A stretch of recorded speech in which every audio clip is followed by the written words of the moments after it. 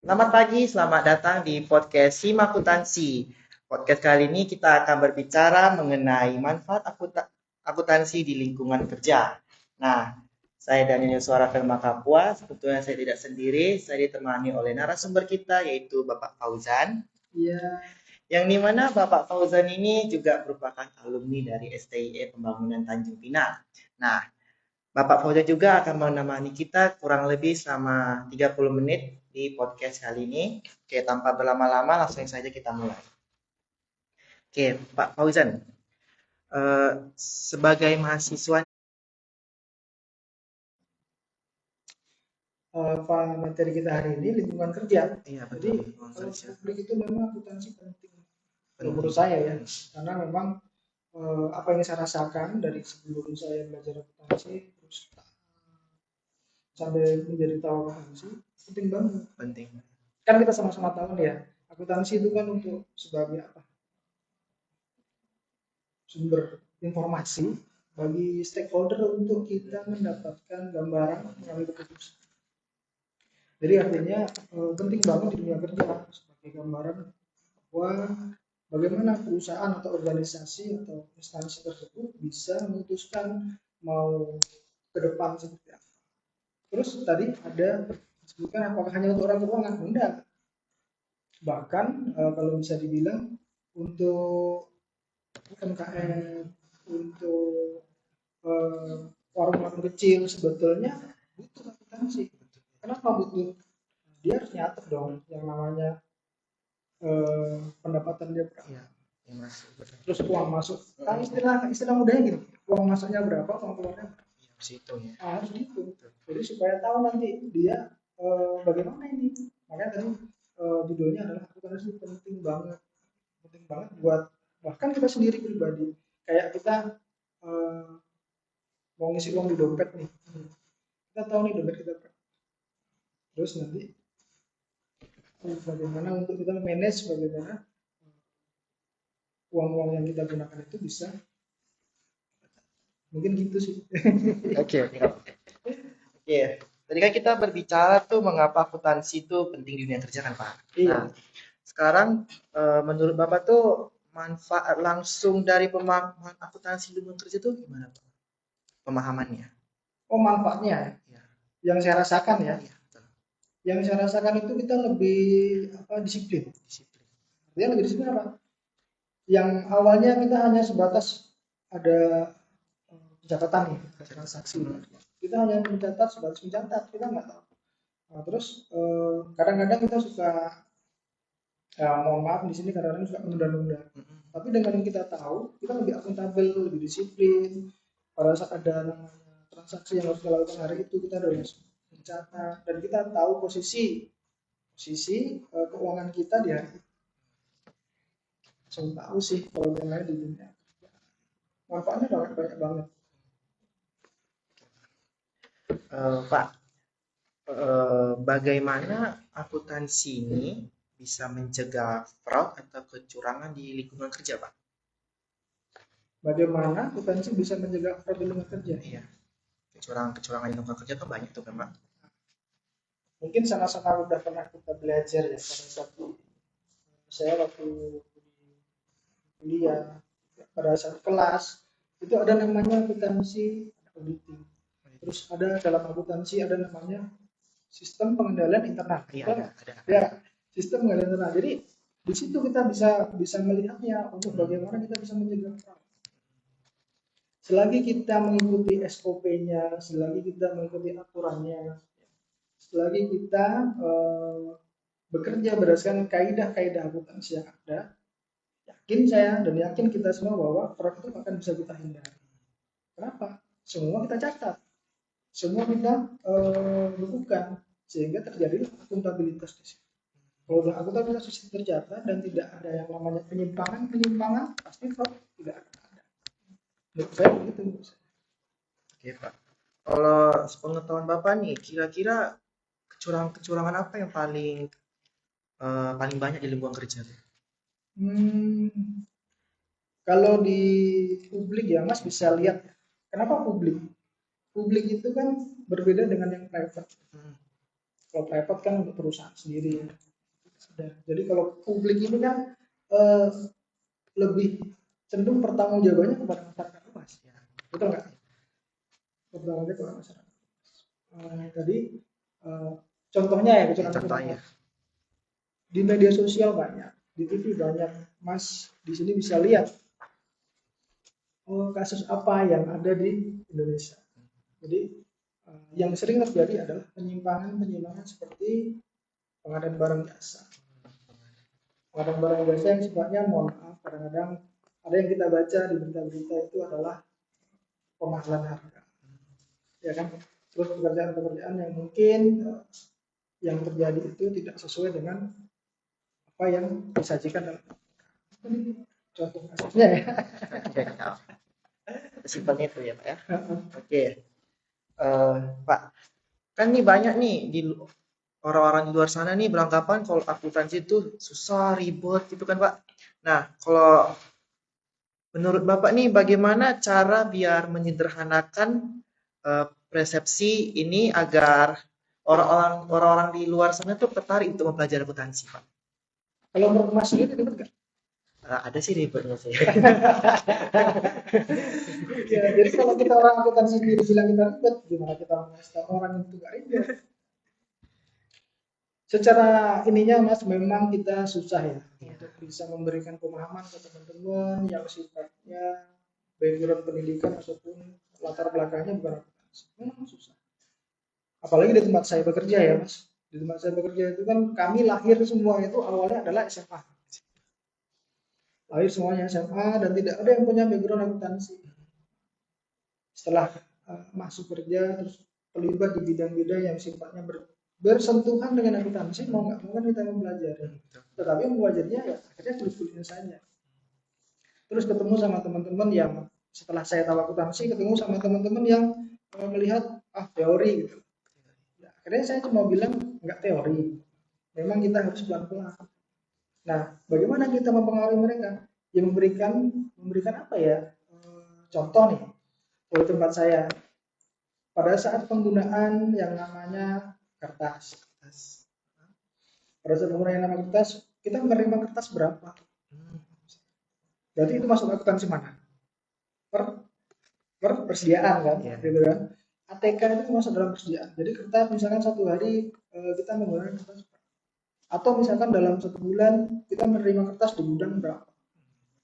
Secara gampangnya yang dihadapi sama teman-teman gitu. Misalkan 10 kertasnya, terus ada permintaan dari bidang mana, kita catat.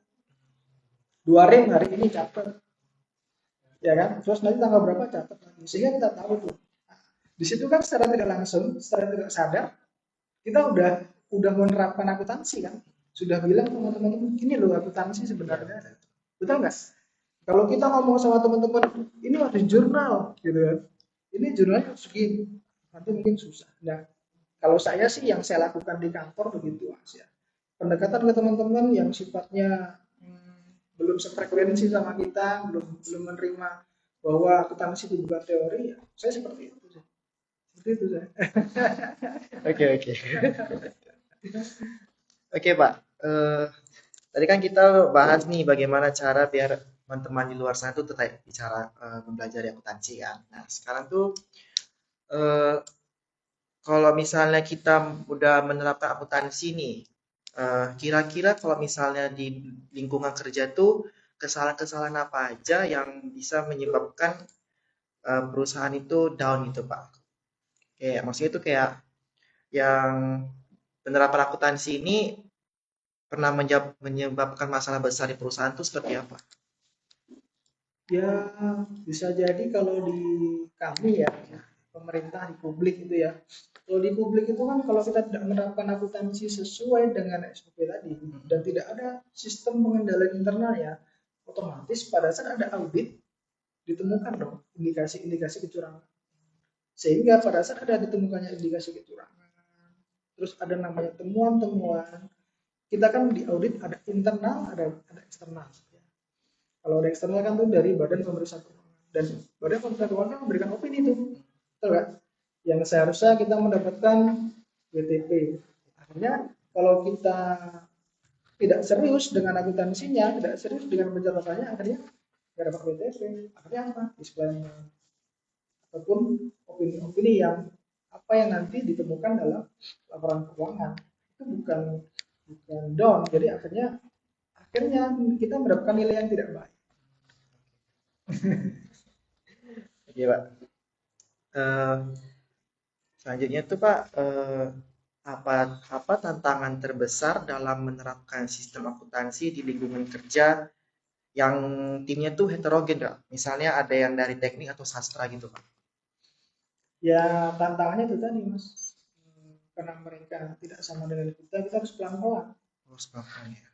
Pelan-pelan kita harus memberikan informasi-informasi ke mereka.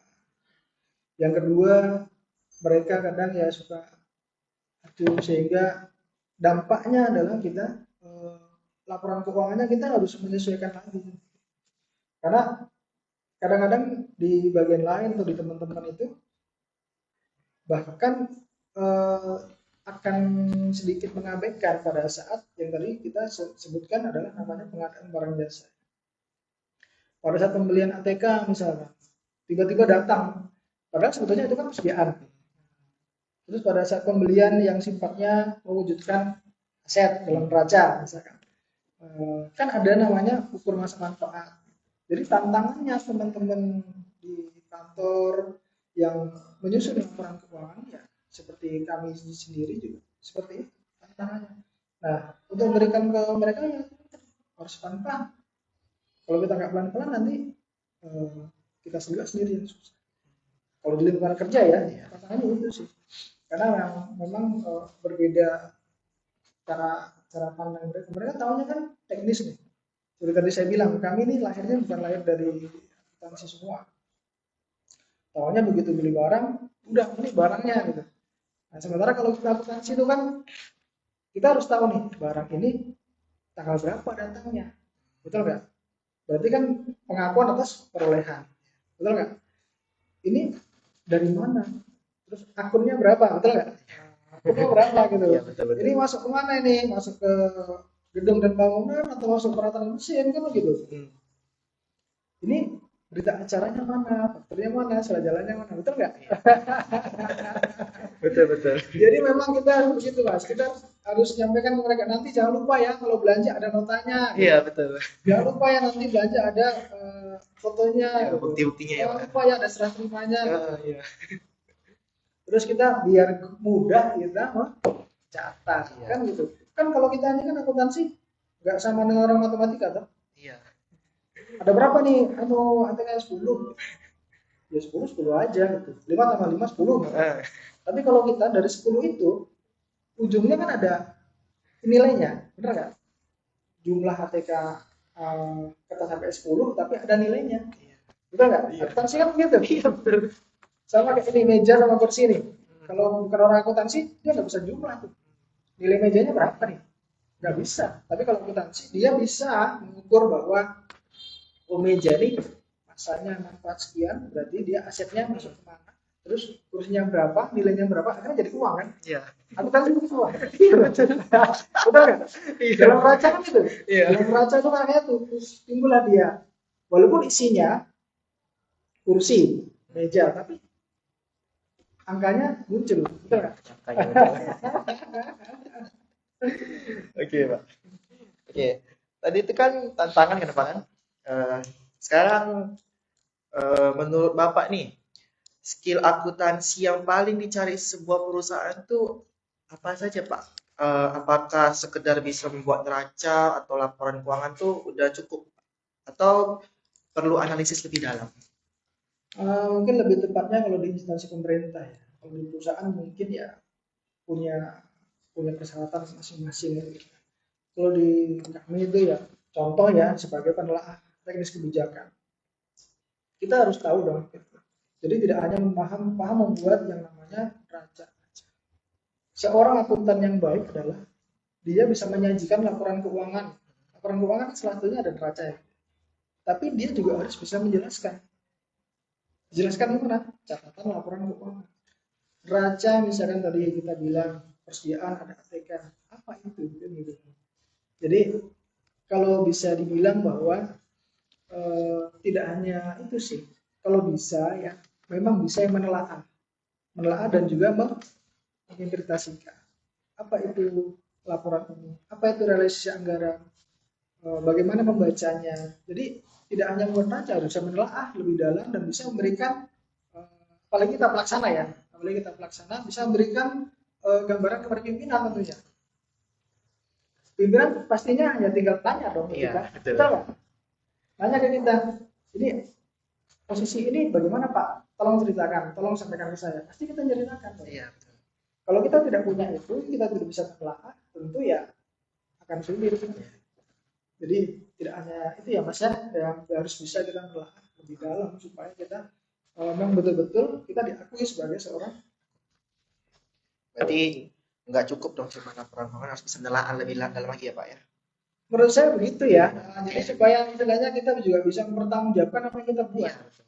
Kalau seandainya kita hanya membuat, sama aja robot sama AI dong. Iya. Kan betul. Jadi kita ini sebenarnya pesuruh atau kita ini sebagai profesi yang kita punya kecakapan sendiri. Kita harus telaah bagaimana ini, dapatnya dari mana. Nanti akan menimbulkan apa yang namanya kesimpulan yang harus diputuskan untuk stakeholder tadi. Baik, Pak. Nah, yang terakhir nih, Pak.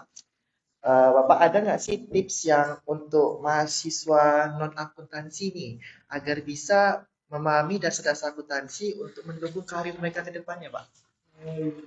Biasanya Mas, kalau dengar pertanyaan atau jawab soal pertanyaan yang terakhir nih, itu senang biasanya. Aduh, semangat ya. Cuma dari awal saya udah seneng kok. Yang saya nggak bilang pertanyaan terakhir yang senang ya. Ya kalau untuk bilang ke teman-teman mahasiswa ya, teman-teman mahasiswa yang akuntansi, pastilah pada saat semester awal kita semuanya dapat. Iya, dasar-dasarnya ada. Jadi kalau untuk mendukung karir nanti ke depan ya, sebetulnya sih mau di manapun pasti kita bisa. Tapi paling tidak memang kita harus mempelajari akuntansi. Karena mau bagaimanapun secara tidak langsung, secara kita tidak sadar, kita sebenarnya sudah melakukan akuntansi itu, kerja itu, benar nggak? Ya, kita sudah melakukan akuntansi itu. Jadi intinya nggak usah ini deh, nggak usah semua mau dikuasai gitu ya. Akuntansi itu nggak usah semua dikuasai, kita harus yang pertama ya fokus aja. Kita mau belajar yang mana? Terus kita tingkatkan kompetensi di situ supaya kita punya nilai jual. Kita paham akuntansinya di sini. Kan kita nggak bisa berdiri sendiri Mas. Iya nggak? Iya. Jadi pada saat kita nggak tahu di mana, apa solusinya? Bertanya. Kalau nggak bertanya ya belajar. Jadi paling ya kiat-kiatnya begitu sih. Kalau misalkan teman-teman non akuntansi yang pengen belajar akuntansi, ya jangan minder di awal, terus jangan minder bahwa dia pinter ya. Jadi pencapaian kita jangan disamakan dengan pencapaian teman kita gitu loh. Jadi kalau teman kita paham di mana, ya kita paham di mana, supaya juga kita sama-sama bisa mengimbangi bahwa kita juga sebenarnya bisa sih. Itu sih ya Mas. Oke, baik teman-teman, kita sudah mendengarkan nih tips-tips, saran-saran dari Pak Fauzan mengenai manfaat akuntansi di lingkungan kerja nih ya. Oke, nah Pak Fauzan ada kata-kata terakhir untuk penutupan Pak? Kira-kira ada?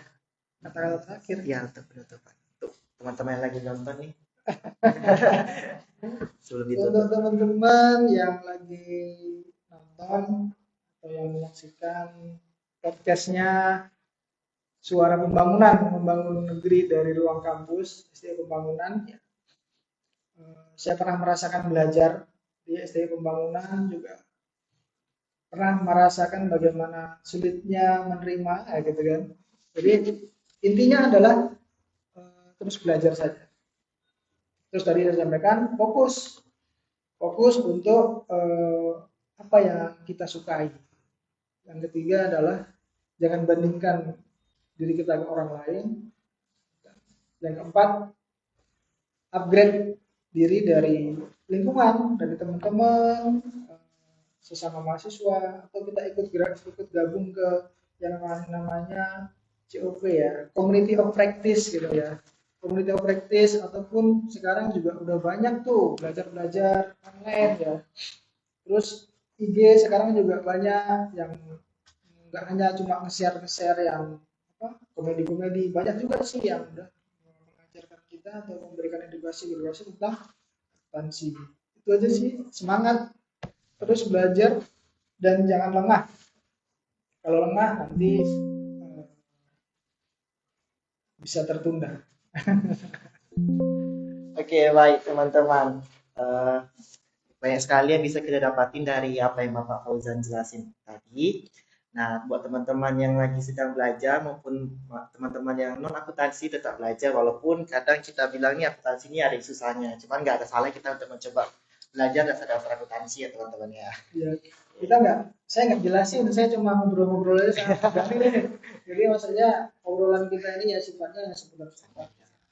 Baiklah, seperti itulah. Baik teman-teman, Eh berakhir juga podcast alumni talk dari Makutansi. Sekian dari saya Daniel Suara Firman Kampus, pamit undur diri. Selamat pagi dan sampai jumpa kembali.